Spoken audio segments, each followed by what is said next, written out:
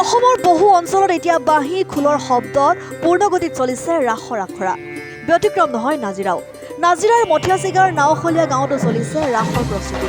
অনন্ত লীলা অপাৰ কৰোণাৰ সাগৰ দুজনা পৰম পুৰুষ পৰমানন্দৰ অমোঘ নিৰ্দেশত এই সমস্ত বিশ্ব ভুৱন পৰিচালিত হৈছে সেইজনা দেৱৰো দেৱ ত্ৰিভুৱন বন্দিত বাসুদেৱ শ্ৰী শ্ৰীকৃষ্ণৰ অন্তহীন লীলাসমূহৰ ভিতৰত ৰাসলীলাও এক অনন্য ভুৱন মোহিনী লীলা। ভগৱান কৃষ্ণই হ'ল দেৱতাকো মোহান্ত কৰা, নীল গড়ৰ প্ৰিয়া নীলকণ্ঠী মহাদেৱকো পৰাভূত কৰি জগতক উদ্ভাসিত কৰা স্বকীয় সৰ্বশক্তিমান সত্তা। এই সত্তাত ভক্তসৱৰ হৃদয়ত প্ৰতিষ্ঠা কৰিবলৈ বাসুদেৱ শ্ৰীকৃষ্ণৰ ৰাসলীলা শ্ৰৱণ দৰ্শন আৰু বন্দনৰ মহৎ উদ্দেশ্য সাৰোগত কৰি নাজিৰাৰ মঠিয়াচিগা পঞ্চানন শিল্পী সমাজৰ প্ৰতিষ্ঠা দিৱসৰ লগত সংগতি ৰাখি পঞ্চানন শিল্পী সমাজৰ উদ্যোগত তথা নাজিৰা তথা শিৱসাগৰবাসী ৰাইজৰ সহযোগত আগন্তুক ২৭ আৰু ২৮ নৱেম্বৰত ইতিহাস প্ৰসিদ্ধ মঠিয়াচিগা নাওখলীয়া গাঁৱত শ্ৰী শ্ৰীকৃষ্ণৰ ৰাসলীলা মহোৎসৱৰ আয়োজন কৰা হৈছে। ইয়াৰ বাবে ৰাসৰ আখৰা পূৰ্ণগতিত অব্যাহত আছে। কণ কণ শিশুৰ পৰা আৰম্ভ কৰি যুৱ সমাজৰ লগতে স্থানীয় জনগণ এতিয়া ব্যস্ত হৈ পৰিছে ৰাসলীলা মহোৎসৱৰ সাফল্যমণ্ডিত কৰা। কণ কণ শিশুৰ পৰা আৰম্ভ কৰি যুৱ সমাজৰ লগতে এতিয়া স্থানীয় জনগণ ব্যস্ত হৈ পৰিছে ৰাসলীলা মহোৎসৱ ভাগি সাফল্যমণ্ডিত কৰি তুলিবৰ বাবে। জয় জয়তে আপোনালোক সকলোলৈকে আন্তৰিক শ্ৰদ্ধা জ্ঞাপন কৰিছোঁ।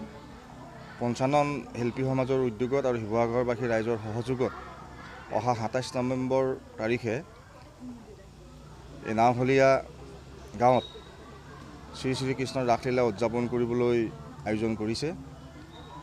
আৰু সেই সূত্ৰে যোৱা আমি ২০ ছেপ্টেম্বৰৰ পৰা ইয়াত আখৰা আমি চলাই আছোঁ। ইতিমধ্যে আমাৰ আখৰা পূৰ্ণগতিত চলি আছে আৰু আপোনালোকৰ যোগেদি আমি সমূহ ৰাইজক এই অনুষ্ঠানটিত সহযোগিতা তথা উপভোগ কৰিবলৈ আমি আমন্ত্ৰণ জনাইছোঁ। পঞ্চানন শিল্পী সমাজৰ উদ্যোগত আয়োজন কৰা মঠিয়াচিগাৰ ৰাস মহোৎসৱৰ আখৰা আজি প্ৰায় এমাহ দিন ধৰি চলি আছে। সকলোৱে বহুত কষ্ট কৰি আছে আৰু আশা কৰিছোঁ ভাল হ'ব।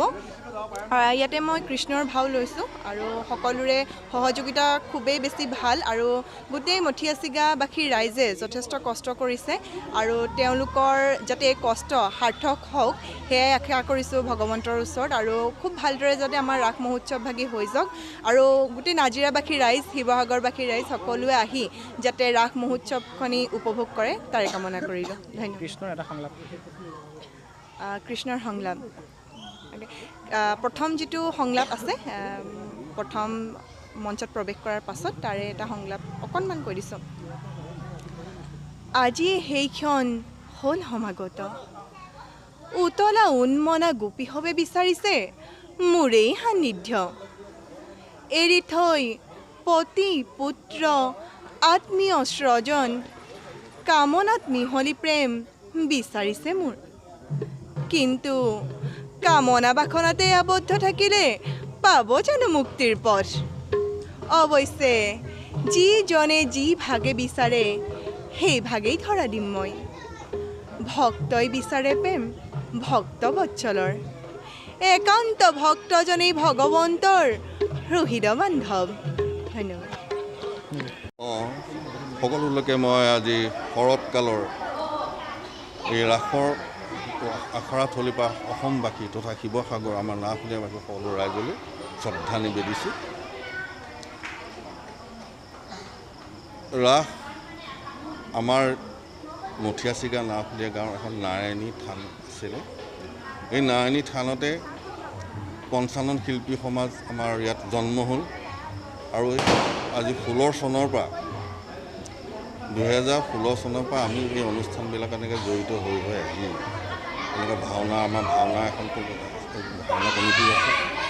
এনেকৈ ভাওনা কৰি এইবাৰ ফটকৈ মনস্থ কৰিলে যে আমি ৰাস কৰোঁ। তাৰমানে কৃষ্ণৰ যিটো চৰিত্ৰ শিশুলীলা আমি এনেকৈ ভাবিছিলোঁ আৰু তেনেকৈ আগবাঢ়ি আহি আমি যে আখৰা কৰি কৰিবলৈ ল'লোঁ আৰু ইয়াত ল'ৰা ছোৱালীবিলাকৰ যিটো উৎসাহ উদ্দীপনা সেইবিলাকে আমাৰ নাটখন আমি প্ৰস্তাৱনা তাৰমানে যিটো আমাৰ আৰম্ভ নাটকৰ প্ৰস্তাৱনাৰ পৰা আমাৰ মহাৰাসলৈ আমি লৈ যাবলৈ প্ৰস্তুতি চলাইছোঁ আৰু ইয়াতে আপোনালোকে দেখিছেই, আপোনাৰ আখৰা কৰি আছে, আপোনাৰ নৃত্যাংশ আখৰা হৈছে আৰু আপোনাৰ নাট্যাংশৰো আখৰা হৈছে। আৰু তাৰ মাজে মাজে আমাৰ এই সৰু সৰু ল'ৰা ছোৱালীবিলাকক স্কুলৰ কাৰণে অকণমান দেৰিকৈ আহিছে বা অকণমান আশাও দেৰিও হৈছে আৰু পৰৱৰ্তী সময়ত পূৰ্ণগতি চলিব বুলি আশা ৰাখিছোঁ। আৰু আশা কৰিছোঁ আমাৰ সকলোবাসীয়ে আমাক ইয়াত সকলো দিশৰ পৰা সহায় সহযোগ দিব বুলি। আৰু আপোনালোকৰ যোগেদি আমি সকলো লোকে আহ্বান জনাইছোঁ আৰু এই যি পৰম্পৰা আমি আগবাঢ়িছোঁ তেওঁলোকে আশীষ দিয়ক। পৰৱৰ্তী কালত যেন আমি সৰ্বাংগ সুন্দৰ এখন ৰাস আমাৰ নাজিৰাবাসী, প্ৰধানকৈ আমি নাজিৰাবাসীৰ উপহাৰ দিব পাৰোঁ। নমস্কাৰ। নাজিৰাৰ পৰা নয়নমণি ভৰদ্বাজৰ ৰিপৰ্ট, IND 365।